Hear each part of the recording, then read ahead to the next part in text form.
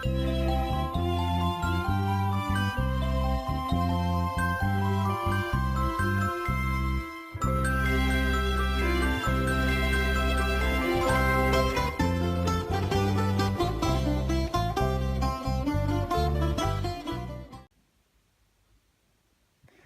again, I'm working on the UM2460 again. I haven't got around to welding the deck yet. Hopefully tomorrow I can get that done and get that started and well welded, then I'll tidy up the rest of the deck.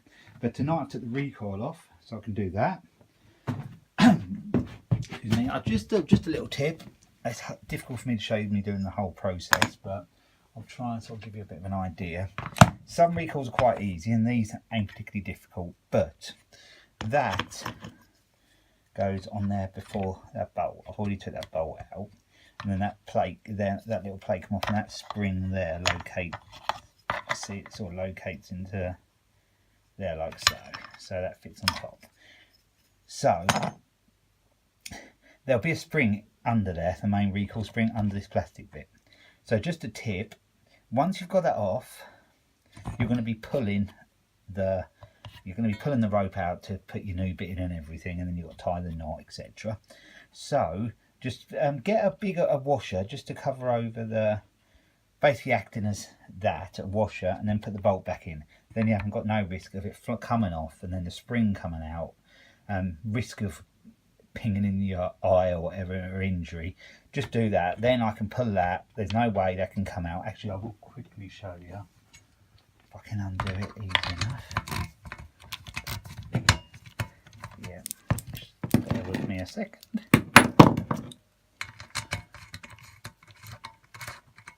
Well, I'm not pulling or anything, it will be okay, but all I did was went in the drawer of washers and bolts and that, and see there, just make sure it covers over that plastic bit, which it does just, it's enough to stop that falling out. Then just re-tighten that in until you're finished putting your new rope in. And when you put your new rope in, then just take them washers off and replace them with that, and then it'll be back together as normal. Also, another handy thing is to get some sort of a grip. Once I pull that out, it's difficult with one hand. Let me try. On this particular one, the rope was really short. I've clamped it now, but what I shall have to do, once I took the rope out, I will have to wind it in further because I want the pull longer, quite a bit longer. So I'll have to wind it in. But usually, if you're just replacing a frayed one, and it's say for example, it's twice as long as that originally, you won't need to rewind it anymore, because as long as you don't let it spring back, it won't need to be rewound. You just hold it, tie the new one in, and then it will come back here, pull all the cord back in. But this one will have to be wound a few times so I can get that, so I can get a longer cord in it. So I hope you understand. Any questions, just ask in the comments. But that's just a little tip, because you do not want that spring coming out, because they can be got back in, but they're a pain, and you don't need to get yourself in that situation in the first place. So, but that bit has to come off to get to the knot. So I'm going to replace that now and get that done. But yeah, just a little tip for you. That's a lot of them you can get to the knot without having to take a plate or anything off, but it depends what it is. This happens to be a Honda one, so yeah, I've actually got to do one on that mower as well. It looks a little bit frayed to me, so I'll do the one on there. So I'll get them all done. That'll be a recoil night really. The recoil's all back together now. If I can actually hold it, struggling a bit. Hold it back and sort of show you. So that's nice and free.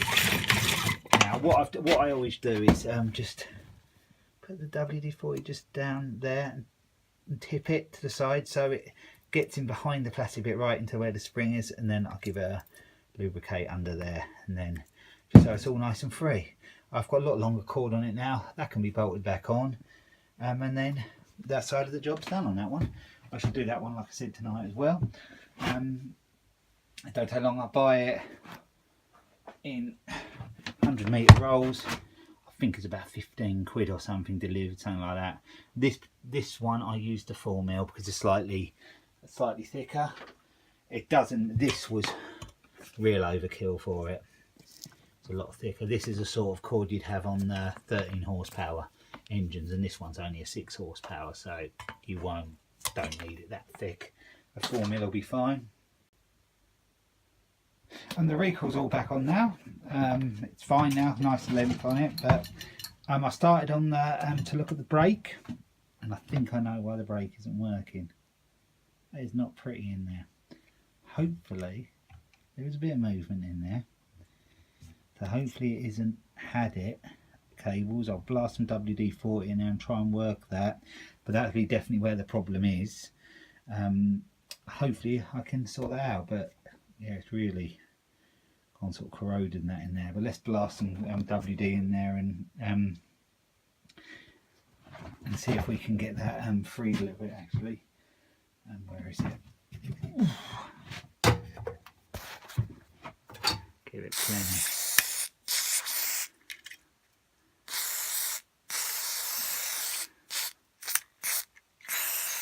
You can see how it is. It's cleaned it up already a bit, but I think it's going to need more than that. It's going to need working quite a bit.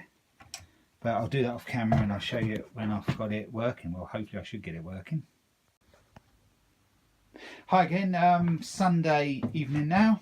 I'm working on this again. I've tried to get the exhaust off. The bolts are seized, and I know what's going to happen if I try to undo them. They're going to snap the studs and it's going to ring. It's going to snap off against the engine block. So if I want a guard on it, my only option really is to cut them off with an angle grinder, pull the exhaust off, and then undo the stud near the engine block, because they are going to snap. Could just leave it as I'd like the guard on there, so I shall probably do that. I shall probably just nip down there, get that off, so the exhaust will come off. Then I can work the studs next to the engine block. It'd be very stupid just to ring them off, because I know what's going to happen. They're going to snap straight on the engine block, and then they're going to be a real job to get out the engine block. At least I'll have a lot of the stud left to work with. So that's my plan there. So I'm going to leave that at the moment. We've got the cables off, as I think I show you. They was really rusty. They have been a pain. I have got the shorter side quite nice and free, but that longer side, which I've took the black covering off now, has been a pain. When I moved them, they were all crunchy with rust in that. They've been a nightmare. I've been trying to work them backwards and forwards. I'm going to have another go in a minute. But I'm winning, I'm getting there. I have got movement on them. The other side, the other shorter side, is fine. But I used so much WD-40 on them, but I have got movement on them. But I think you can buy them. They're about £85, so I'm not going that direction, because I think it's a lot of money to spend on this machine. So I'll keep working them and hopefully I'll get there. There's progress on the deck, as you can see. What I did today, I put a nice plate in there. So that's done a lovely, neat little job of that. I'll just put a little bit, I am going to paint it up like I said, so I'll just put a little bit of fill around there. It's not really needed, but I just will, it'll just make it look a bit better. And that's good to go really. There's no other bits on it, actual holes, but what had happened is that lip had all come away, and you see where it's all been welded all the way around, and it was quite a long run actually. Oh, you can see it was from there all the way to the end. It's more or less split all the way until I got to there, and then there was still a little bit at the end that's split. So that's just been where it's been rubbing over the years, but that is now pretty solid. There's that plate from underneath. I should scrape the underneath off, give it a paint with some probably black hammerite under there, but I'm quite pleased with how that plate come out. Took a little while shaping it and getting it in. The rivet holes have been welded in as well, so that's all good to go. And I'll give it a good bash around the hammer the deck just to check whether there's any other holes, and it all looked good. So I think that was the only real sort of issue with it, and that was in the most awkward place as well. I had to come off to fix it. So that is that job part of it done. So I should smarten up the deck still. I should get it on the workmate and do that, but that's not such important at the moment. I'd like to get the brakes done on it. So I might just put a bit of filler in there tonight, just so it's dry and ready to sand down tomorrow, but if I put that there, get out of your way at the moment, I'll see what I can do with this cable. And it has been a pain because it was so seized. So let's see if I can work on it and get it free.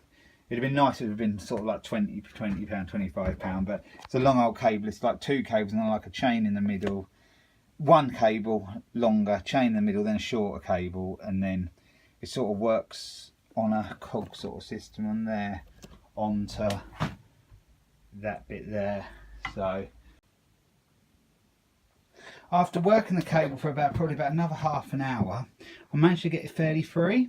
And now I've got it back on the mower, and I'll try to show you this. It's hard one-handed, but pretty sure. Probably that is the side this side works fine. See, that's releasing fine.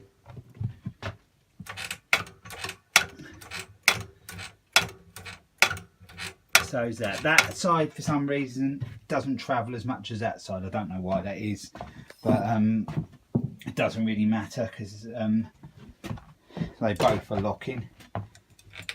That's on, can't move it, off.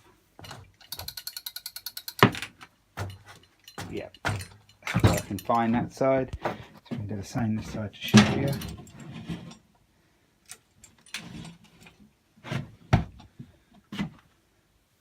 That's the brake on.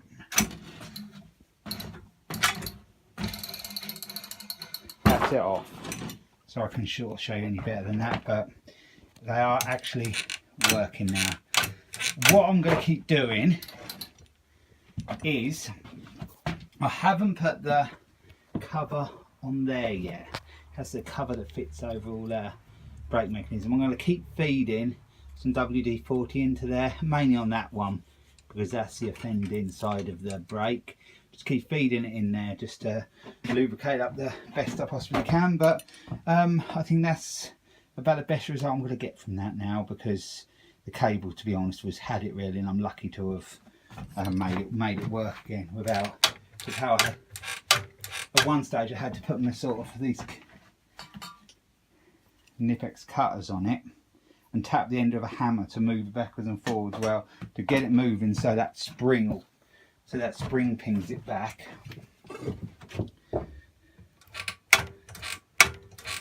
Don't move a lot, but moves enough, and the spring is actually pushing that back, so it must be fairly free now. The other side was very free, but then again, that was a shorter cable, so having a shorter cable, it's going to be easier to move. The longer the cable, the harder it's probably going to be to move, especially as it's an old cable. But I'm happy with that, so I can sort of leave that part of the job now. So it's basically tonight, all I'll do now is put a bit of filler into that bit on the deck. I'll give the deck a light sand down, and probably order some hammerite tonight, some hammerite silver smooth spray. I possibly might even have one over there. I've just seen a silver lid of something. I might have some. If I don't, I'll buy one. And then that deck can go back on there. Then it's a matter of, because I did the recoil, I'll order an air filter for it. I'll sharpen the blade. It's only got a nail through the front to hold the front swivel wheel on. It has a bar, it's in the other shed, and then the wheels on the front. You'd have seen it on the other video when I did the little look at it initially on my other channel. I'll get a pin to go through there, a proper pin rather than a nail. And then oil change, which it will be easy because the drain bunk is there. And now the deck's off, it will drain lovely down there. So I might even do that tonight. They'll drain it into a little bowl. The only thing I'd like to have warmed it up first, but might leave that till tomorrow. Then I might just run it up and then do that, and then it'll just be the exhaust then. Whatever I do with that, I could leave it, but I shall probably complete this totally, so then it's done. I might see if I can find a lever for the hydrostatic thing. Might not, because I can move that with my finger anyway. I shall see. It's a bit of messing around to get it in there, so we'll just have to see. But yeah, this machine will be good to go again. And I've noticed that wheel, I don't know whether I said it's slightly buckled, but I can see what that is. It's on the centre plate where it bolts onto there, so may have a look at that. It's not really that important, but it could be a handy tool. It could be, if it's not, I can always sell it then, because it will be up and working. I think the oil was all okay in the hydrostatic there.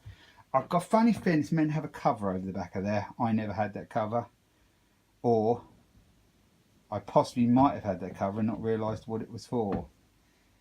I remember throwing something, so oh well, not a lot I can do about that now. Yeah, that's a bit annoying, but then again, it doesn't really need a cover, to be fair, because everything's under the deck and gets thrown to the side, so it doesn't really need one. It's just something for grass to get caught up into again. So yeah, anyway, I'll leave that there.